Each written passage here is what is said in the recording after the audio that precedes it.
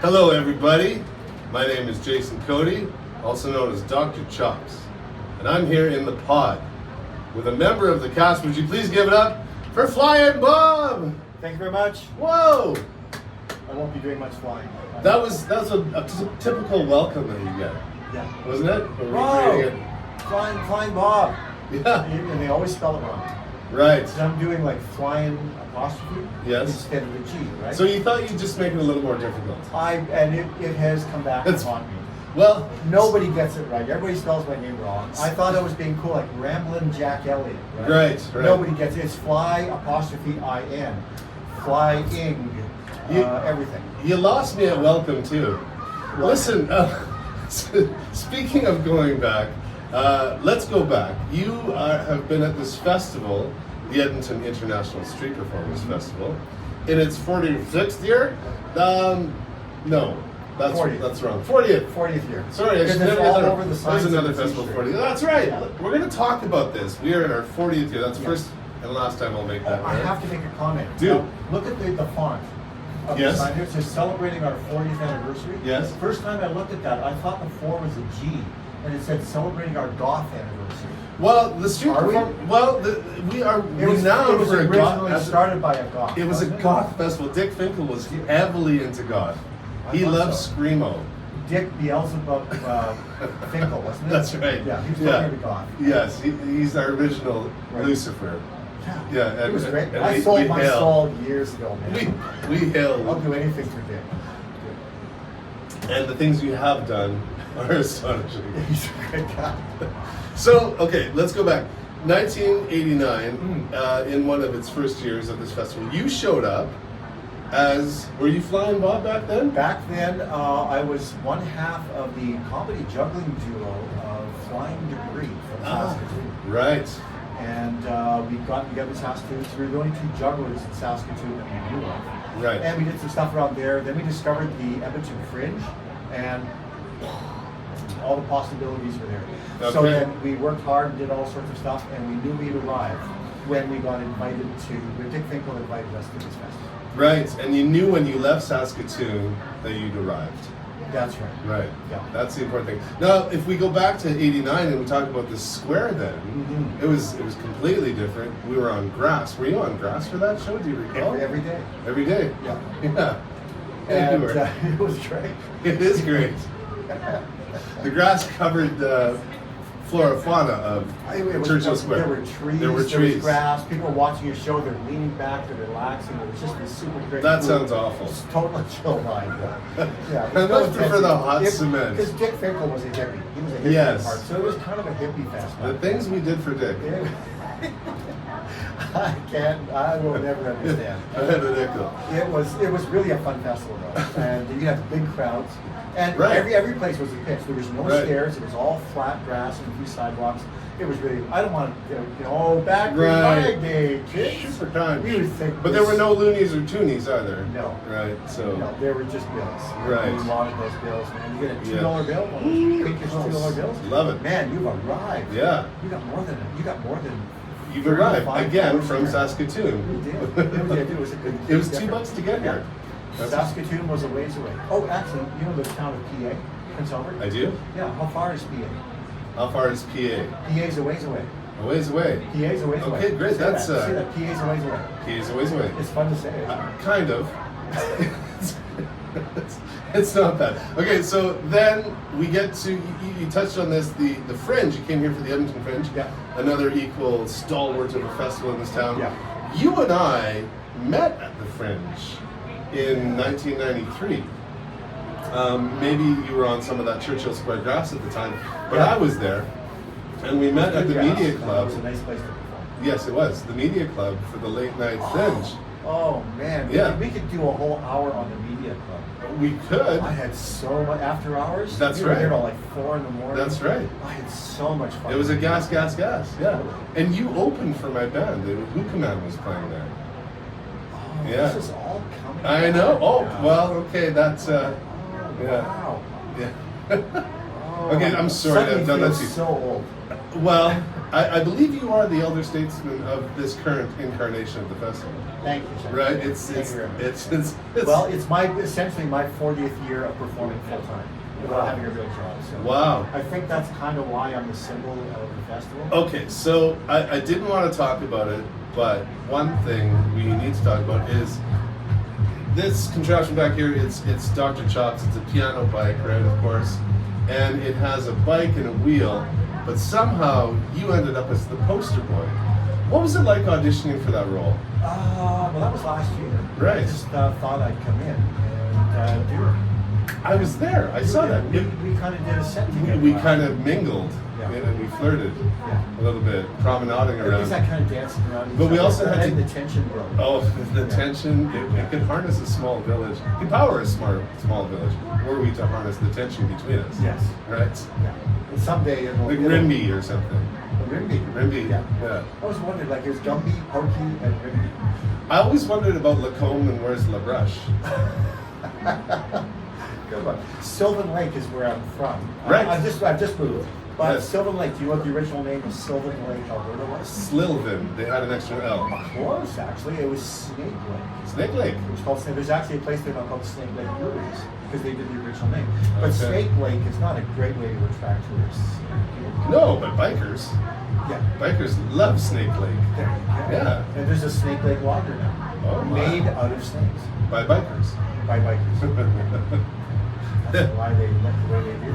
So, okay, you the act that you're doing here now is the penny farthing. That's right. This is and you have the one that you have now, but you've had a few of these penny farthings. Well, this is the only penny farthing I've had. I've had lots of unicycles. Oh, And yes. I've got a weird circus bike, and I've got mini bikes and all sorts Right. of wheeled things. But this is my first penny farthing. Oh, It was okay. given to me. Okay, so Sorry, that just no, just the image of people giving you things just threw me for a minute. This penny farthing was given to you because the reason I thought you had several because usually it takes a while to find the one that works for you, but this was given to you and it was your size because like you're not necessarily a tall man. No, I'm nor short- are you a I'm short short man. legs. That's why you're on the taller stool. That's right. How is your Yeah. stool? It's pretty good. Yeah? It's quite firm. Very good. I'm I very, very steady. I added a brace to it, so Okay, just thank to you. support it. Oh, You know. my stool thanks you. We thank you for the stool. Looking so good. Back to the penny farthing. Yes. So you got on it, and of course you have to learn how to do it and stuff. But it fit you. Yeah, barely. Okay. The size of the wheel is 48 inches. Right. That is the largest wheel I can ride. They go up to like 52. My legs are simply not long enough. Right. I would need those blocks on the pedals like little kids have on bicycles. Yes, yes. If I wanted a bigger one. Okay. Its size doesn't really matter. It's what you do. I'm having fun riding around. So a 4-foot 48 wheel. inches is plenty. 48 is plenty. That's a lot. That's 4 feet.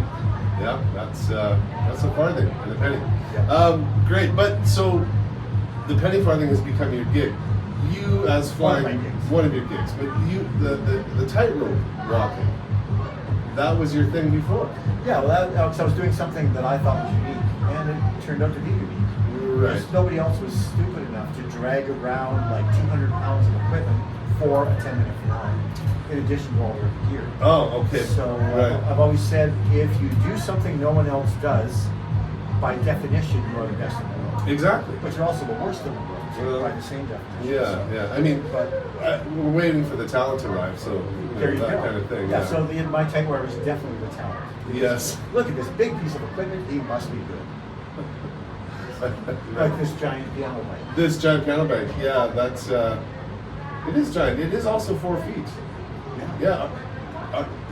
Another connection. Another connection. Oh, the tension builds. It's palpable. It's palpable. We could power Rimby and Thorhild with this. Just harness this up. We would own those towns. Oh man! You know about one thing about Rimby? I learned recently. It's the division between 780 and 403. What are those? Area codes. Oh, really? Yeah. I For thought that was highway example, numbers, you might be a population. 403 My phone number? if you have a landline. Even a cell phone. I'm 403. Yeah. How did you? How could you possibly know that? I'm Kreskening over here. Kreskin. Yeah. Oh boy. Yeah. The Canadian. Kreskin was the Canadian dentalist. He was. But he got respect all over North America. He did. He did. He cured me from my Olestra addiction. You were addicted to Olestra? I was addicted to Olestra. Yeah, it packed a punch. Did you ever crash like rock bottom? No, I was mainlining Olestra most of the time. But then again, this is a PG-13 show. We're not going to get into my Olestra habits. Okay, but Kreskin made the difference. He cured me. Kreskin cured me. Yeah, CCM. Wow. KCM actually. Yes. Yes. So the skills that you have are varied. Just before we were talking with our lovely assistant, Natasha, who's with us. Hi, Tasha. Hi, Natasha. Everybody say hi, Natasha. We were talking about juggling. And this is one of your many skills. I was an obsessed juggle boy. Right. This is okay, I gotta back up a bit because prior to you being a street performer and a circus performer and all that you were a musician. Yeah, I was a guitar player, bass player, harmonica player in zillions of top 40 rock bands all over Saskatchewan in like the 70s and 80s. Sorry, I just nodded out at the bass player. Yeah. Were you juggling then? That was kind of an overlap. That was, yeah. As the band thing kind of winded down, I figured out juggling. Right. So whenever we were doing gigs, or if we were doing a bar gig for 3 nights, I'd always be juggling every night. Did it a few times on stage with the band. Wow. How'd that go? It was just briefly, nobody cared. Right. And then, because I realized that as soon as I did like my first big solo show, yes. And in that solo show, everybody looked at me, everybody gave me the attention, everybody loved me, and I got paid a reasonable amount. It was like 10 times what I would get for playing 6 hours in a band and driving 2 hours there and 2 hours back. Yeah. So that was a revelation. That is a revelation. Cow. Did your ex-bandmates ever come see you perform? A few times. Right? Yeah. Did they tell you after the gig or in a phone call later to your landline with the 403 area code? Yeah, yes, occasionally they would say, we're very disappointed you've given up music for something like that. Right. Everyone talk to me. Now, are any of the former bandmates still playing music, do you know? A few of them are, yeah. Okay. Yeah, from a long. Right, didn't kick the habit yet. But no, but they were all kind of impressed that I took this completely different career path, kind of made a go of it. Right. Did you ever sing lead on it too? Oh yeah. Oh. Well, can you guess whose songs we would cover that I would sing a lead on? Come on. My name is Robert Palmer. Yes. So you were doing Edith Piaf and Barbra Streisand. Yes. Maybe that. I would. Yeah. And Slim Deal. Of course. I've got that vocal range. You were singing Robert Palmer's song? Of course. Really? Well, with Robert Simply Palmer. Irresistible. Yes. And Wow. Doctor, Bad Case of Loving You. Bad Case of Loving You. And a lot of times, if I'm talking to somebody on the phone, like they're calling me up for some business thing, they say, "Oh, your name's Robert Palmer. Are you that Robert Palmer?" And my line was always, "No, I'm not that Robert Palmer, but I am addicted to love." Oh, big laugh. And I'd have to say, and I'd borrow money from them. No, a millennial has never asked you this question. No. But you tell them you're addicted to love, you know. Yeah. We gotta be careful. And they have no idea what I'm talking about. Right. Wow. I've had a really good time. Yeah. I Did you thought, touch on everything you wanted to touch on? well, I think we could still do more touching. You wanted to touch. Never with you, buddy. You. Well, this has been the inaugural pod interview with a member of the cast, and what a member he is.